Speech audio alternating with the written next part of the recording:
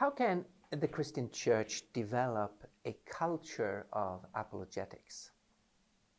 For me, this is a very important issue, something I often challenge churches with. Most churches today are well aware of the importance of developing a culture of worship, of music, of praise. And we know it takes efforts, and we need to encourage people who are gifted in that area so that they can take the lead and lead other people into worship.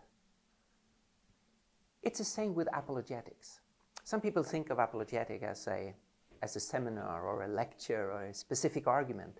It's much more of an attitude and a culture.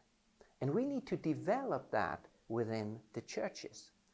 That means we need apologetics for all ages, from Sunday school for young kids, in youth work, in student work.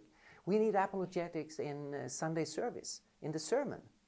Sometimes a pastor needs to read a text and then ask the congregation, why on earth do we believe this to be true?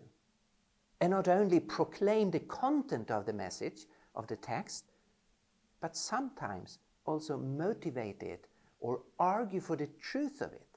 In a secular context, we know that a large number of people outside the church, they would just laugh or ignore or reject the message of the text. Then it's very strange if we never explain why do we hold this as true, as a real event, for example, when we read about a miracle in the gospel. So we need to develop a culture within the church where questions are welcomed, where doubt is not dangerous or unspiritual, where our message is motivated and argued for, where the alternatives are well known, so we can talk freely. If Christianity is not true, then this is the alternative, or this is the alternative. But here's the reason why we don't think those alternatives are true. So we help people to reflect over their own faith. And that will help people then to much more freely speak about their faith with their neighbors and people at work.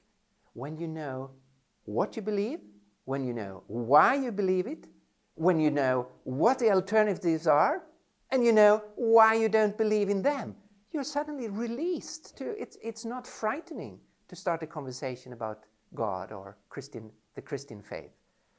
So it releases the ordinary disciple, the ordinary Christian, to be just much more relaxed in conversations about God.